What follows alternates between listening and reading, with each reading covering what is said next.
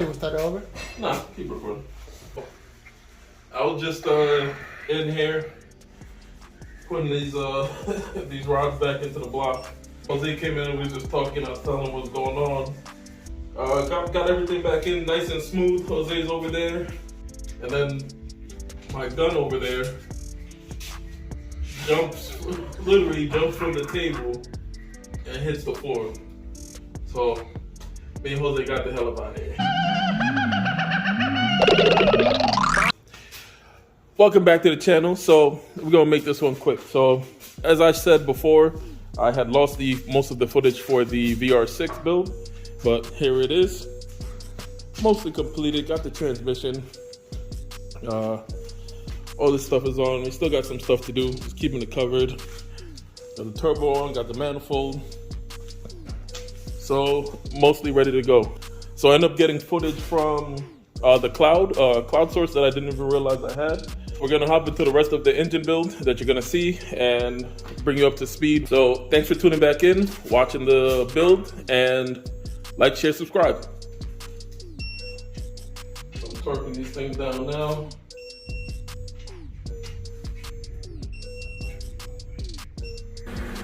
Still smooth after being torqued down and being ran out of here by the goats. I got 4 more to go, and I'm not even gonna show all of it. I'll see y'all when everything's back in and we can see the piston from the other side. I have torqued all the rods, have the bearings in them, with the bearings in them. So I measured each journal to know exactly where I'm at with the journal. They're all within spec, but you know there's always a few thousandths in clearance. So I wrote it down right here.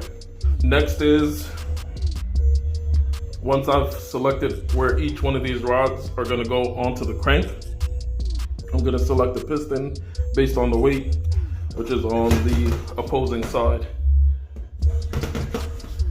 Most of them were within spec, except for this one was slightly heavy, and this one was a little bit less.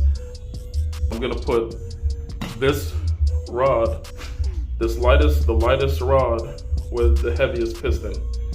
Now, most of them are actually within a gram from JE Pistons, which is really good work and really good matching. So this is number 3 rod, which goes on number 3 journal. So if you measure it here, so it's 1, 2, 3, this rod is gonna go with this journal and that bearing right there. And then number 3, like I said, I already also got the rings for cylinder number 3. So this would be combination for the 3rd cylinder. So I'm gonna actually match the pistons to the rods and then start assembling it on the VR6.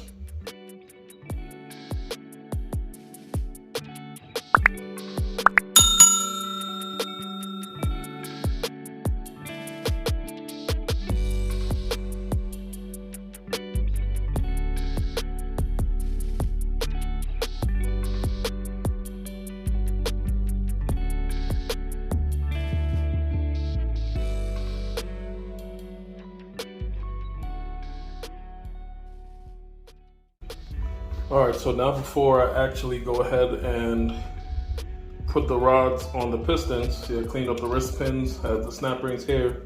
I have to double check to see which way these rods align themselves. So you see that little tang right there,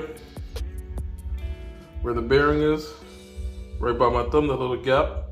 So when you put the bearing in, it slides in there and it aligns the bearing. It has nothing to do with the bearing spinning.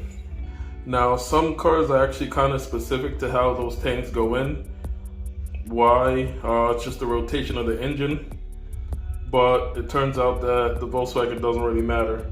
And basically, they're all assembled in the same direction. All the pistons get assembled with the crown and this little crown in the same direction on the rod. But now when you actually assemble it in, it's gonna flip this way. So each one, the rods are like this with the tang or this number facing There's a little number there. So this number is facing this way, then on number 2, it's facing that way, and 3, and then 4, then 5, and 6. Here's a quick little tip on assembling these pistons to a rod. As you see this snap ring right here, these pop in, right? So they pop into that little groove, and that's what holds it in. There's also this little notch. The opening isn't supposed to sit there. Now when you go install your piston, you only have to worry about worrying about a snap ring on one side, because then this goes in here. So you have to take your number 6 rod. So what you do is you get a little oil, dab it on your finger, put a little oil into the piston. Like, there's really no stiction. So all those up, stay consistent. So when you're assembling them, you want to keep maybe even the main caps, you want to keep the tangs on the rod in the same direction until they go into the bore. You put the wrist pin into the piston. Remember, there's already a snap ring here, so it's going to stop it if you go all the way through. So then drop the wrist pin in, push that through. So see, push that through, and then that's it. Get one of your snap rings. Again, line this thing up.